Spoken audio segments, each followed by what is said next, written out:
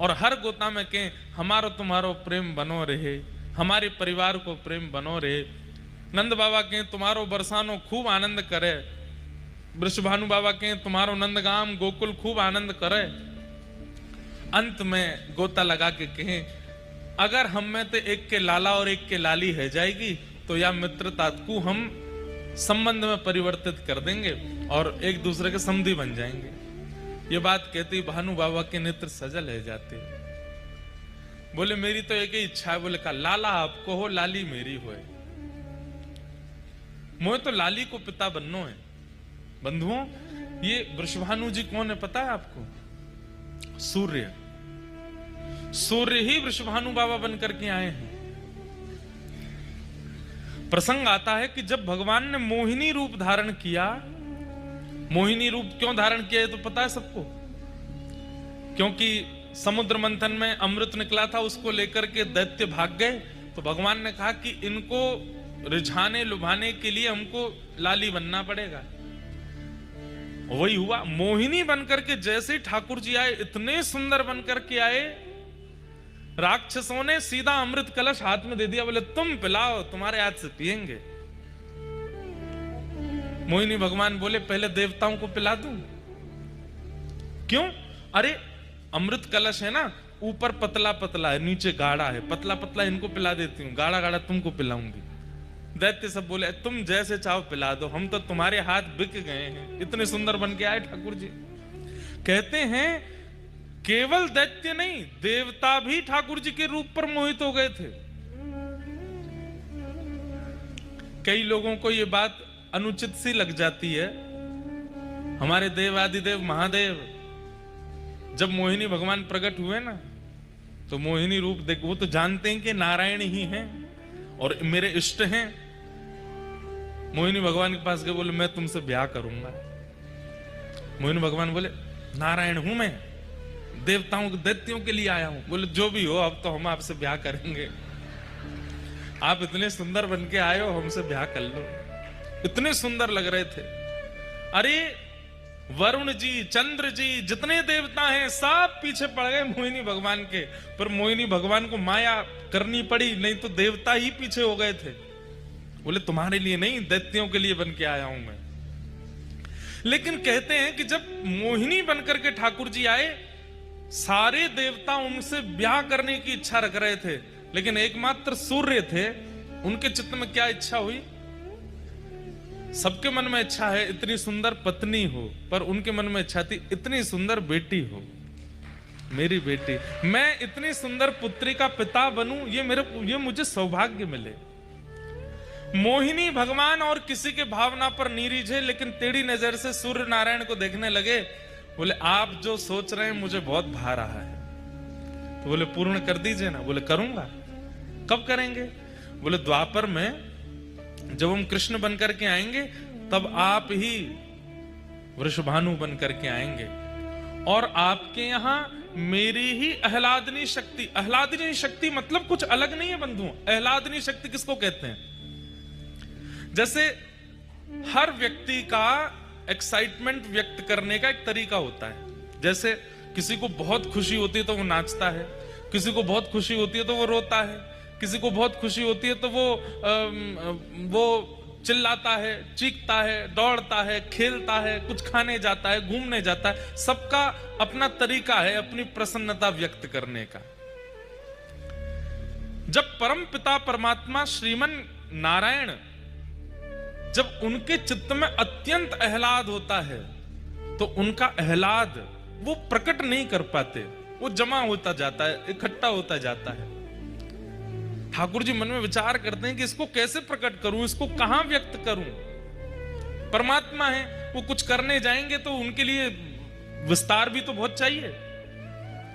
तब ठाकुर जी ने अपने उस हृदय में व्यवस्थित आह्लाद को इकट्ठा करके एक परम प्रवीण स्वरूप बना दिया, और वही ठाकुर जी का परम आह्लाद ही किशोरी जी के रूप में प्रकट हुआ। श्री राधा रानी ठाकुर जी की परम प्रसन्नता का जो आह्लाद का स्वरूप है, वो श्री राधा रानी है। और एक बात कहें, रुक्मणी जी ने राधा रानी के दर्शन किए। जब कुरुक्षेत्र की कथा आती है भागवत में, जब भगवान के 16,108 ब्याह हो गए, द्वारिकाधीश बन गए, उसके बाद कुरुक्षेत्र में 100 साल बाद ब्रजवासियों से मिले ठाकुर जी, तब रुक्मणी आदि सब पत्नियों के मन में आया कि ये राधा रानी को देख के तो आए, कितनी सुंदर है। त्रिलोक की सुंदर कृष्ण की हम पटरानियां हैं, हमारी सुंदरता के आगे स्वर्ग की उर्वशी आदि, रंभा आदि अप्सराएं भी फीकी लगती हैं, परंतु ये राधा रानी कैसी हैं, एक बार देख के तो आए। थोड़े अभिमान में गई हैं किशोरी जी को देखने के लिए। आहा, वर्णन करते हैं कि भगवान की अष्ट पटरानियां जब किशोरी जी का दर्शन करने के लिए गईं, तो जैसे ही जिस शिविर में किशोरी जी विराजमान थी उसमें भीतर प्रवेश किया, तो मृग नैने, मृग जैसे नेत्र, दूध जैसा श्वेत बिल्कुल वर्ण, धीर गंभीर नेत्र, एक बार किसी को देख लें तो वो वहीं स्तब्ध मूर्तिमंत हो जाए। हस्तकमल ऐसे मानो जैसे कोई नील सरोवर के कमल खिल गए हों।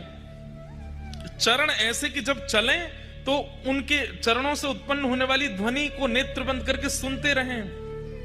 इतना सुंदर स्वरूप। ये स्वरूप काम प्रकट नहीं करता, बल्कि प्रकट हृदय में काम को नष्ट और कर देता है। ऐसा स्वरूप प्रकट हृदय में क्रोध को भी नष्ट कर दे, ऐसा स्वरूप। हमारे अंदर जितने दोष हैं वो दोष समाप्त से हो जाते हैं, ऐसा स्वरूप। देख करके 8 पटरानियां तो नतमस्तक हो गईं और मन में सोचने लगी, हम काय बात की सुंदर हैं, सुंदरता तो इसे कहते हैं। प्रणाम किया, हे किशोरी जी, हे वृषभानु दुलारी, हे बरसाने वाली, हे श्यामाजू, हमारो प्रणाम स्वीकार करो। तुरंत रुक्मणी जी को उठाया, मैं राधा रानी नहीं हूं, मैं तो दासी हूं। राधा रानी भीतर है, मैं तो दासी हूं। किशोरी जी तो भीतर विराजमान है। 8 में से 4 तो वहीं से लौट गए। बोले जब दासी की सुंदरता हमसे सहन नहीं हो रही है, किशोरी जी को कहां देखेंगे। 4 ने प्रयास किया और भीतर गई, तो बाहर जिसे देखा उससे भी अतीत सुंदर। बाहर वाली की सुंदरता तो दोष नष्ट कर रही थी, अंदर जिसको देखा उससे दोष नष्ट तो हुए, बल्कि गुण प्रकट होने लगे। दया, प्रेम, शीलता, ये सारे जो अच्छे गुण होते हैं उसका दर्शन करके वो प्रकट होने लगे। बोले निश्चित किशोरी जी हैं। प्रणाम किया, बोले आप किशोरी जी? बोले नहीं नहीं, मैं दासी हूं। किशोरी जी भीतर है। 2 वहां से भी लौट गई। बोले कि अब किशोरी जी को नहीं सहन कर पाएंगे हम, ये तो दासियों ने हमारे मान का मर्दन कर रखा है, किशोरी जी क्या करेंगे। कहते हैं अंत तो गत्वा रुक्मणी जी पहुंची बस, और जैसे ही रुक्मणी जी ने प्रवेश किया, असंख्य, संख्या गिनी नहीं जा सकती, इतनी असंख्य सुंदरियां चारों ओर बैठी हैं, और उन सबकी सुंदरता में विशेषता यह है, एक की भी सुंदरता काम प्रकट नहीं कर रही है, सबकी सुंदरता गुण प्रकट कर रही है, नेत्रों से अश्रु प्रकट कर रही है, दीनता प्रकट कर रही है, दैन्य प्रकट कर रही है। और उन सब के मध्य में एक सिंहासन पर तप्त कांचन गौरांगी श्री राधे वृंदावनेश्वरी श्री किशोरी जी विराजमान है। रुक्मणी जी देखते ही मूर्छित हो गई, बेहोश हो गई, सुंदरता सहन नहीं कर पाई, इतनी सुंदर। किशोरी जी के रूप का कहां वर्णन करूं मैं।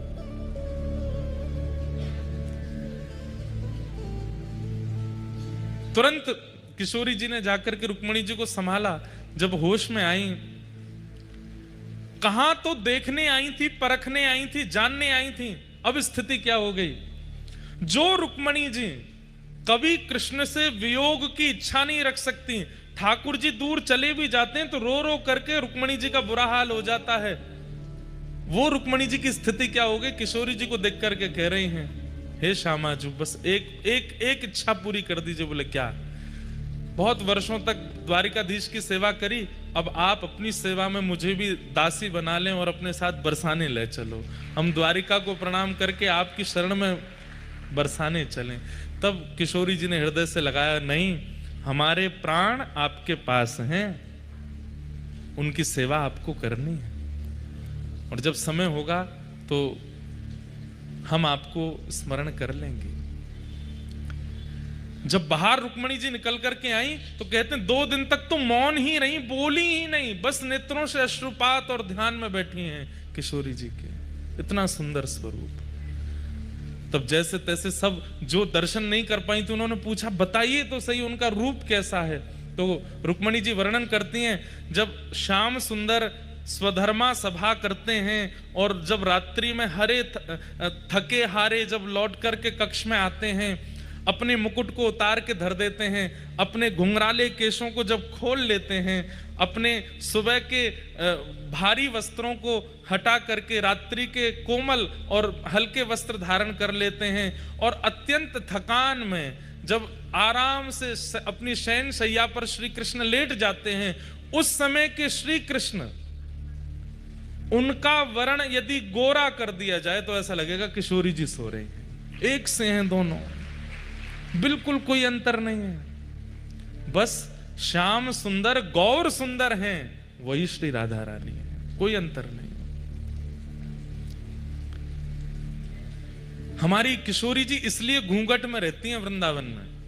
राधा रमण लाल बगल में घूंघट में किशोरी जी, बिहारी जी बगल में घूंघट में किशोरी जी, राधा वल्लभ जी बगल में घूंघट में किशोरी जी। क्यों? बोले इनकी सुंदरता ऐसी है कि भैया तुम लाला की सुंदरता देख के तो मरे जा रहे हो, किशोरी जी ने घूंघट उठा लियो तो कहा करोगे। और ये तो चलो एक वैसी बात है, लेकिन वास्तविक बात क्या है, ये जो श्याम सुंदर यूं खड़े हैं ना, फिर ये घूंघट उठ गया तो यूं ही रहेंगे, उनको ही देखते रहेंगे, यूं नहीं रह पाएंगे। जब देखी वृषभानुजा ही विच उठी हुक, वंशी रह गई हाथ में फिर न लागी फूंक। ये वंशी तब तक बजती है जब तक किशोरी जी नहीं आई। जैसे ही किशोरी जी दिख जाती हैं, ठाकुर जी वंशी नीचे, किशोरी जी कहें आप मेरे सामने क्यों ना बजाओ। अरे श्यामाजू कहा बताऊं, आप जैसे ही सामने आमे यहां में फूंक ही ना पड़े, यहां में स्वर ही ना निकले।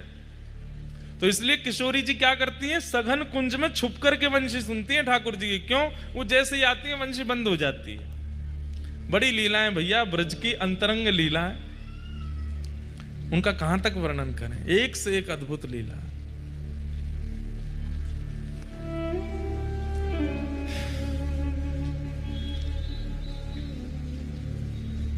श्रीनाथ जी ये नीची नजर करके खड़े हैं।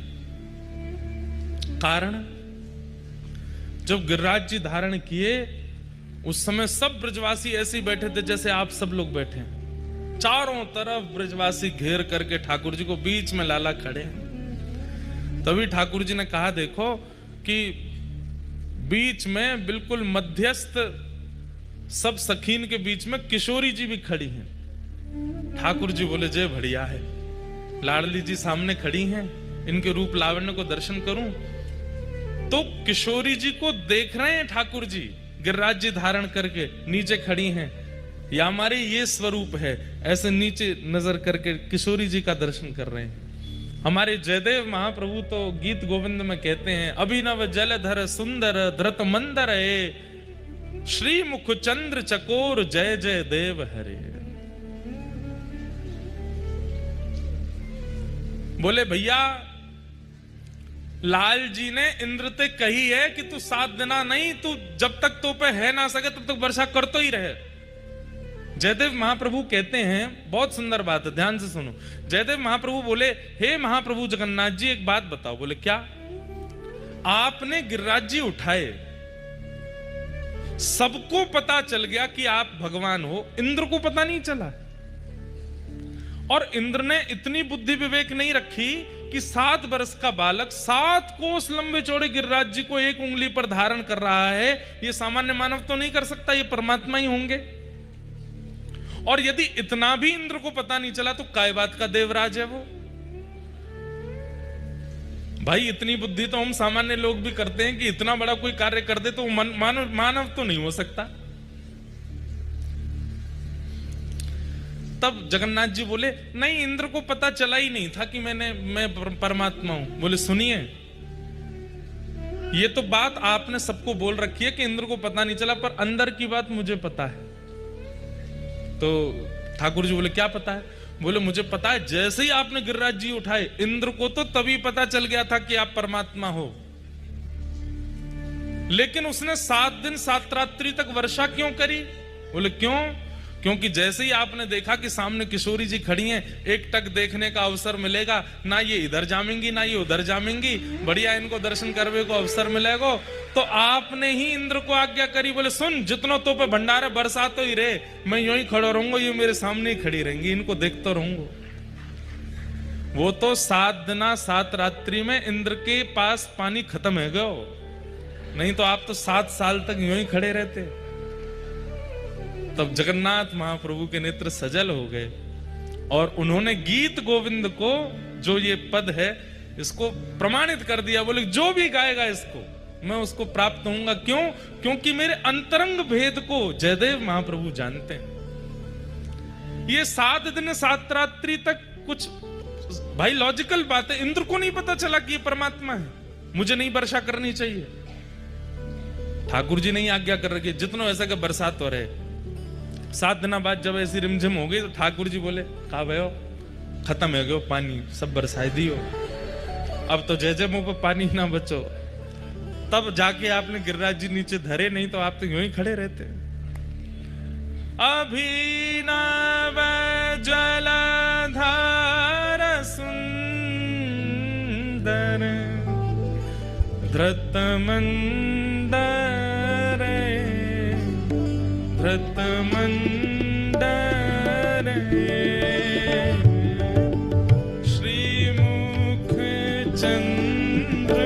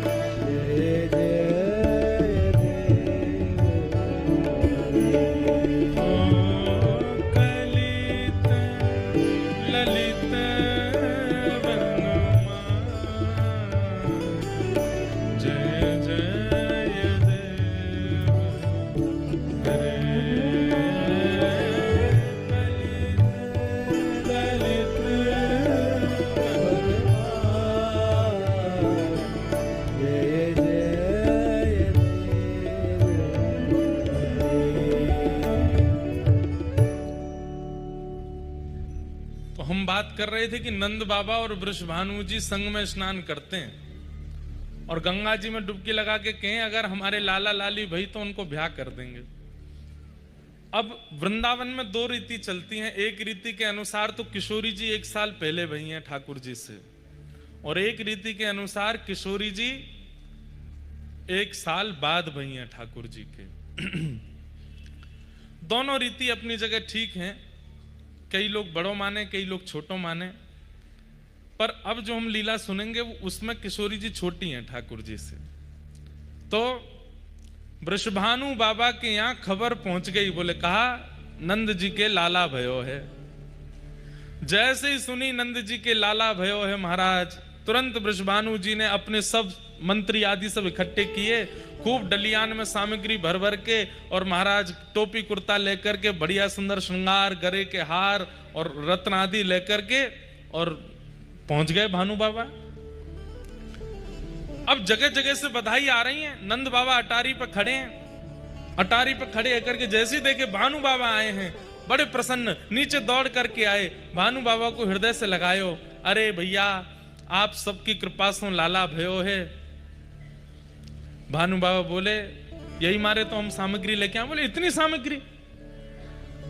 हाँ भैया रखो सब सामग्री। सामग्री रखी तो जब उठा के देखी तो बालक को जन्म हुए खिलौना आमे, बालक को जन्म हुए तो बतासे आमे और सब सामग्री आमे, पर यहाँ पे खिलौना नहीं आए हैं, तो दुल्हा के जो सामान होते हैं वो आए हैं। पहनने के वैसे वस्त्र आए हैं, वैसे ही कुंडल आए हैं, वैसे गले के बगनखा आए हैं, सिर की पाग आई है, पावन की छोटी छोटी जूती आई हैं, और एक दुल्हा का जो आवरण होता है वो सब आया है। नंद बाबा बोले सामग्री तो बहुत आई, पर ये तो कुछ अलग सी है। तो हमारे जमाई राजा भय हैं, उनके काजे लेके आए हैं और हम तो टीको करके जाएंगे। मतलब ठाकुर जी के जन्म हेते ही दूसरे दिन सगाई है गई ठाकुर जी की।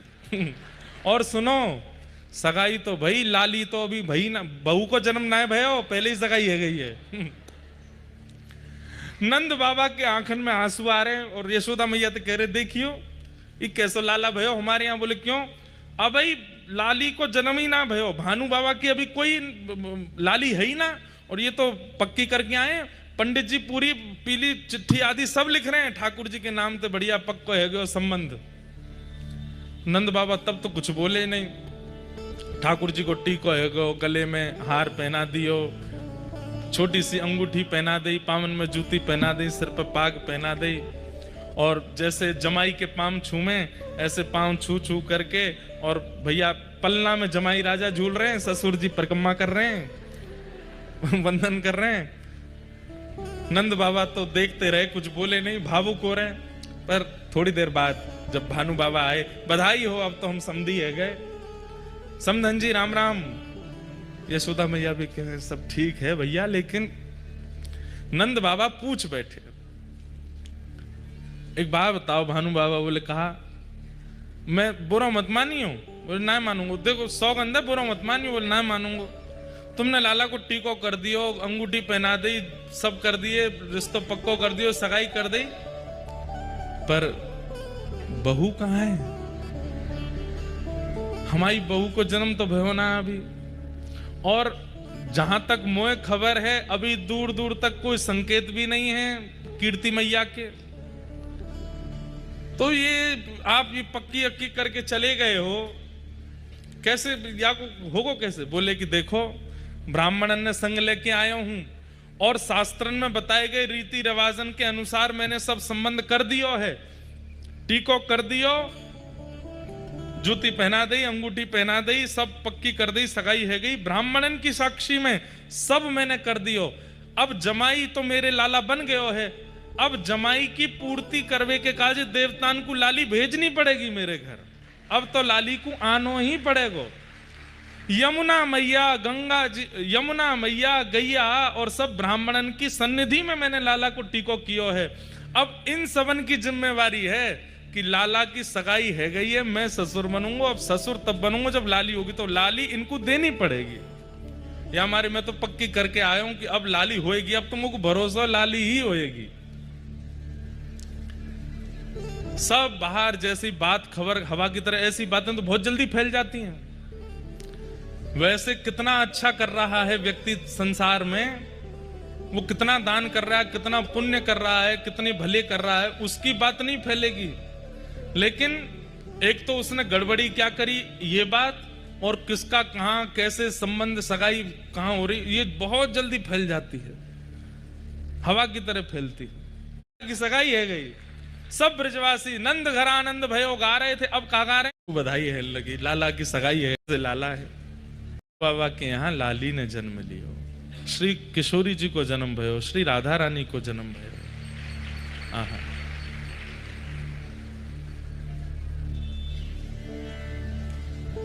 एक पंक्ति है बहुत सुंदर। अब ये सब कथा में ऐसे आज बोलनी नहीं थी, पर निकल रही है अपने आप।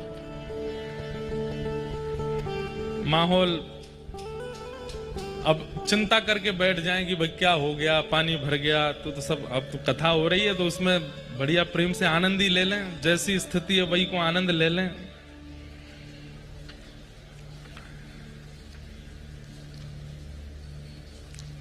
जब किशोरी जी को जन्म भयो तो नंद बाबा ने मन में ये विचार करी, और यशोदा मैया तो कहते जा 1 साल के लाला हैं, गोद में लेकर के मैया बढ़िया सुंदर पीतांबरी और धोती पहना के टोपी पहना के ले जा रही हैं। लाला ससुराल जा रहे हैं पहली बार 1 साल के, और यशोदा मैया से नंद बाबा कहते जा रहे हैं, भाई लोगों में थोड़ा होता है ये वाला स्वभाव। वो कह रहे हैं देखो हमारे लाला को जैसो नंदोत्सव भयो ना वैसो नहीं हो रहा होगो बरसाने में, हमारे लाला जितना थोड़ी है रहोगो, हमारे लाला के उत्सव में तो ये भयो ये भयो ये भयो, सब उनको लग रही है कि हमने ज्यादा बढ़िया कियो, बरसाने में इतना बढ़िया नहीं है रहोगो। ठाकुर जी मंद मंद सुन रहे हैं सबरी बात, बोले कि भैया ससुराल में हमारी नेक और बढ़िया है जाएगो तो आनंद आ जाएगो। तो जैसे ही बरसाने आने लगे, समीप पहुंचने लगे, तो जैसे वर्षा में नीले बादल आकाश में दिखाई देते हैं, थोड़ी दूर बचा है बरसाना, पीले पीले पीले केसरी गुलाबी और ऐसे विचित्र विचित्र रंग के बादल दिखाई दे रहे हैं आकाश में। तो नंद बाबा बोले एक गुलाबी बादल तो पहली बार देखो मैंने, एक केसरी बादल तो पहली बार देखो, पीरो बादल पहली बार देखो, हरो बादल पहली बार देखो, ये कैसे ऐसे बादल है रहे हैं। तो बताए, बोले भैया भानु बाबा के लाली के जन्म में इतनो वीर गुलाल उड़ाया गयो, इतनो दही केसर कीच उड़ाई गई कि वे उड़ते उड़ते आकाश तक पहुंच गई और आकाश के बादल भी रंगीन है गए। नंद बाबा जब पहुंचे हैं तो कहा देख रहे हैं, बरसाने की नालीन में, जो नाली होती है, बरसाने की नालीन में भी केसरिया रंग की धार बह रही है। इतनो केसर, इतनो चंदन, इतनो अबीर, इतनो गुलाल, ये सब बांटे गए। और महाराज लाला जब भयो ना नंद बाबा के, तो नंद बाबा एक अटारी पर बैठ गए और सवंत कह दी, अपने अपने घर से बर्तन ले आओ, जितनो बड़ो बर्तन उतने लड्डू दूंगो। लेकिन यहां का हैरो है, यहां पे एक कोने में तो भानु बाबा बैठ करके बर्तन भी दे रहे हैं बड़े बड़े, और फिर उन बर्तनन में भर भर के लड्डू भी दे रहे हैं, रतन दे रहे हैं, आभूषण दे रहे हैं। महाराज इतनो सब देख करके नंद बाबा बोले, अरे मेहर मुंह को तो लगी हमारे लाला को उत्सव बढ़िया भयो, लेकिन ये वृषभानु बाबा की लाली के उत्सव के आगे तो ऐसा लग रहा हो कोई छींटा होगा हमारे लाला को उत्सव। एक दांत निकल आए हुए बोल रही हैं। जैसे ही किशोरी जी को दर्शन कियो, आहा, जितने आभूषण, जितने रत्न, जितनी मणि लेकर के आई, सब फीके लगन लगी। मन में विचार करने लगी कि ये सब तो मैं कहां दूंगी, अरे या लाली के लैया तो ये सब मणि रत्न आभूषण सब फीके या के लैया। मन में बड़ी व्यथित है गई कि मैं लाली की सुंदरता की योग्य कोई वस्तु लेके नहीं आई अपने साथ में, और जबकि असंख्य सैनिक और असंख्य ब्रजवासियों के संग डलियाओं में भर भर के रत्न लाई हैं, लेकिन वो लाली के काज तनन काय को देखे मुंह पे नेक ध्यान दे, अब मैया नेक नेक में संभाले लाला है, ऊंचो करे फिर लटक जाए नीचे। मैया को ध्यान ही ना जा रहा लाला पे, वो सोच रही कोई रत्न नहीं लाई। अरे नंद बाबा, हमारे गोकुल में ऐसा कोई आभूषण नहीं है, ऐसा कोई मणि नहीं जो वृषभानु लाली को दियो जा सके। ठाकुर जी मंद मंद देख रहे हैं मैया को। अचानक तो मैया के मन में आयो, लाला और जेरी लाली। मैया बोली, अरे मेरे नीलमणि तो बढ़िया रत्न कौन होएगो। तुरंत ठाकुर जी लिए और श्री किशोरी जी के ऊपर 8 बार बारे, जैसे कोई की नजर उतारे ऐसे ठाकुर जी 8 बार बारे, और 8 बार बार करके किशोरी जी के पलना में ही लाल जी सुवाए दिए। जैसे ही सुवाए हैं महाराज, आकाश से पुष्प वर्षण हेन लगे, शंकर जी रूप बदल करके आ गए, सबन के नेत्र सजले, यहाँ झांकी को देखवे के काजे। छोटी सी किशोरी जी हैं, बगल में नेक्स से लाल जी हैं, एक ही पलना में पौड़े हैं। आज पहली बार जुगल दर्शन है रहे, और वह दर्शन को करवे के लिए प्रगटी श्री राधा रूप अगाधा, सब सुख साधाना वे, मुनि प्रेम अगाधा मेटन बाधा।